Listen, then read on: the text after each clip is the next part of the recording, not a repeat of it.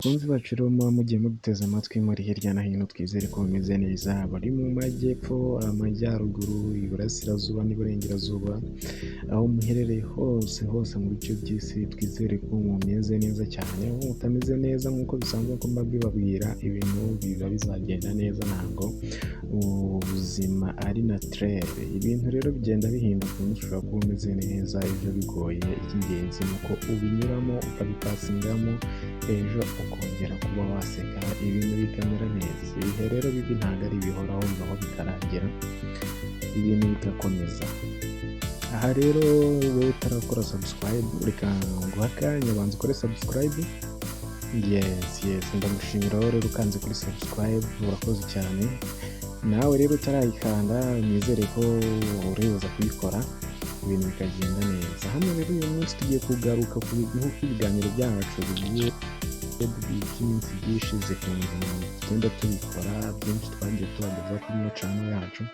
Icy'ingenzi aho utarakora subscribe, banza ukore subscribe kugira ngo ujye ubona izo nkuru zose, ubanze kuzinjiramo zive muzi, ubanze wumve uko biba bimeze. Ikindi cy'ingenzi, comment hasi bikenewe, ibintu bikagenda neza, ukaduha igitekerezo, like nimba wayikunze, nabyo ibintu bikaza kugenda neza. Uyu munsi rero tugiye kugaruka ku mpanuka zikomeye by'umwihariko z'inganda za mbere mu mateka y'isi. Aha ngaha rero impanuka zikomeye z'inganda zabayeho zihambaye mu mateka y'isi, turahaza kugenda tuzigarukaho, ibintu bize kugenda bimera neza, uze kugenda umenya icyabitera, ndetse nawe nimba ushobora kuba ukora mu ruganda runaka, uze kuba imbogamizi abo bandi bahuye nabo, nawe ushobora kuba hari icyo bazigiraho, ukaba wagira no kwitwararika kugira ngo amagara yawe agume ari mazima. Rebe impanuka z'inganda zikomeye cyane zabayeho mu mateka y'isi, aho zabereye, igihe zabereye, n'abantu byagizeho ingaruka, ndetse n'umubare w'abantu zahitanye. Aha ngaha ku mwanya wa mbere turahasanga kugwa kw'ino nyubako, cyangwa se gusenyuka kw'ino nyubako bita Rana Plaza, aho rero ino nyubako iri mu gihugu cya Bangladesh mu karere ka Dhaka ku itariki ya 24 Mata mu mwaka w'ibihumbi 2013. Inzu ya Rana Plaza yakorerwagamo ubucuruzi, amacumbi n'amabanki ndetse n'inganda z'imyenda yaraguye, igwira abantu bari gukoreramo. Iyi nzu Rana Plaza yahitanye abarenga 1,132, abandi basaga 2,500 barakomerekera bikabije. Iyi mpanuka yabaye nyuma y'umunsi umwe, aho leta ya kino gihugu yari yabujijwe abagikorera muri zino nzu kuba basubiramo. Gusa ba nyir'inganda baza kurengaho, n'abandi bacuruzi bacururizaga muri ino nzu baza gusubiramo bukeye bwaho, ari nabwo iyi mpanuka yaje kuba, ino nyubako iza kubagwira. Mu byateye kugwa rero kw'iyi nzu, bagiye babikoraho ubushakashatsi, ni uko yari yaragenewe ibikorwa by'ubucuruzi n'imiterere n'imiturire, ariko bakanga kuyikoreramo ibikorwa byayigenewe. Aha ngaha rero bamwe baje gushyiramo izo nganda amamashini aremereye, abandi baza kugenda bakoreramo ibindi bikorwa bitandukanye, ariko bitagenewe iyo nyubako, dore yuko ino nyubako bivugwa yuko yagiye inongerwaho andi mazu hejuru, bayigerekaho andi mazu bitanyuze mu buryo bwemewe na leta, cyangwa se n'abafite ububasha mu kuba bagenzura inyubako. Aha ngaha rero ino nyubako ubwo yahirimaga yaje gukomeretsa benshi, bumva basaga 2,500, mu gihe abangana n'1,132 baje kuhasiga ubuzima. Aha ngaha rero kuri ino nyubako rero, nawe ushobora kuba ufite inyubako wenda ukaba wikoreramo ibintu bitagenewe ino nyubako. Aha ngaha ugomba kwitonda, urumva ko bishyira ubuzima bw'abantu mu kaga, bigashyira umutungo wawe mu kaga, bigashyira ekonomi yawe mu kaga, ugasanga ushobora kuhahombera ndetse no kuba wahaburira ubuzima. Aha ngaha rero byari ku mwanya wa mbere y'impanuka yaje guhitana benshi muri kiriya gihugu cya Bangladesh. Dukomeza rero ku wundi mwanya wa kabiri ku bintu ku mpanuka zagiye zibaho z'inganda mu mateka y'isi. Aha ngaha rero dukomeje tunyarukiye mu gihugu cy'Ubushinwa, hano rero ikirombe cya Benzu, aha ngaha ubwo igihugu cy'Ubushinwa cyari mu maboko y'Abayapani mu gihe cy'ubukoloni. Ahangaha kuva mu mwaka w'1932 kugeza mu ntambara y'isi habayeho ikiza gikomeye cyane. Aho ngo muri uno mwaka mu mwaka w'1942 mu kirombe cya Bengzu nibwo habaye impanuka ikomeye yatumye ikirombe giturika.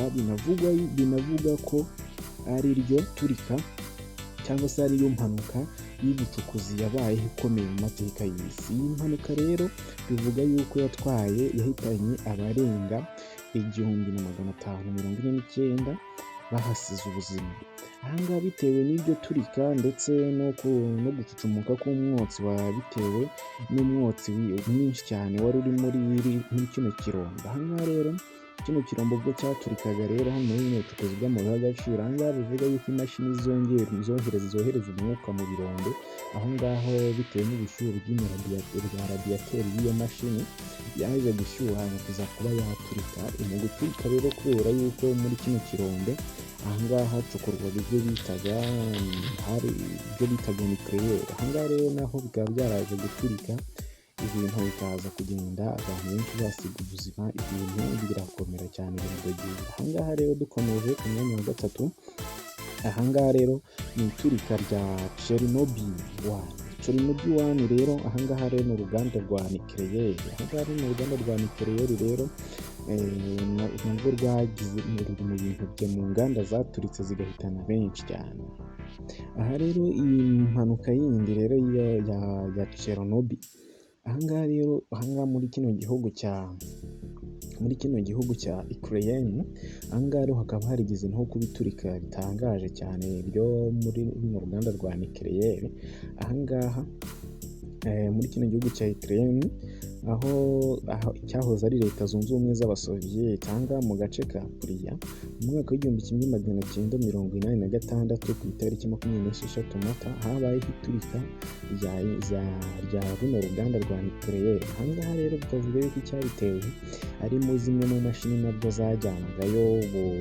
zajyanagayo umwuka. Ahangaha y'imashini radiyateri naho yaje guturika bikaza guteza iturika ry'uruganda rwose, ibintu bikaza kudogera. Ahangaha rero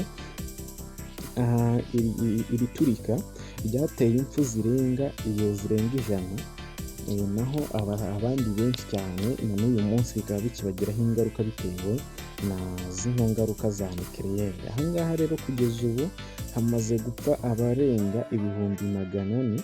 Ahangaha rero abenshi muri aba bagiye barwara kanseri z'umuhogo, icyo twita thyroid cancer, bitewe n'uriya mwuka wa nucleaire. Ahangaha rero nk'uko mubibona ku mafoto rero murabona ko byari ibintu bikomeye cyane. Ahangaha n'undi birebera nuko byari ibintu bigoranye. Ahangaha rero dukomeje ku mwanya wa kane, ahangaha dusanga uruganda rwa gaze ahantu rwo mu gihugu cy'Ubuhinde. Uru ruganda rero bita Bhopal. Ahangaha rero muri kino gihugu cy'Ubuhinde ku itariki 2 Ukuboza, ahangaha rero mu mwaka w'1944 iki cyateye iturika ry'uruganda rwa gaze n'imiti yica udukoko. Ahangaha ni uruganda rero rwa Bomfa, rukaba rwarakoraga amagaze n'utundi biduho n'indi miti yica udukoko. Ahangaha rero ubuzima bw'abantu barenga 2259 bahise basiga ubuzima ako kanya. Ahangaha rero aho nyuma y'ibyumweru 2 gusa ibyo bibaye, hahise haza urupfu rw'abantu barenga 800, barenga 8,000. Ubu ngubu tuvugana abarenga 250,000. Ahangaha rero bamaze gupfa. Aha abarenga 100,000 bo baracyahura n'ingaruka z'iryo turika ry'urwo ruganda rwa gaze. Ahangaha rero bakakomeza batanga inama bavuga ati ugomba kwitwararika mu gihe uri ahantu hashobora kuba hateza ibyago ubuzima bwawe cyangwa se ubw'abandi cyangwa se n'ibikorwa by'abandi. Ahangaha bigasaba kuba bakitwararika cyane. Akaba ari impanuka zagiye ziteza ibibazo cyane ku isi zagiye zigaragara. Ahangaha rero utarakora subscribe ndagira ngo wibutse kora subscribe. Urakoze cyane ukoze subscribe, naho nawe utarayikora twizere yuko ibintu biraza kugenda bimera neza nawe uraza kuyikora ukaba umwe mu banyamuryango bamenya amakuru agezweho ibintu bikagenda bimera fresh bikagenda bimera sawa cyane.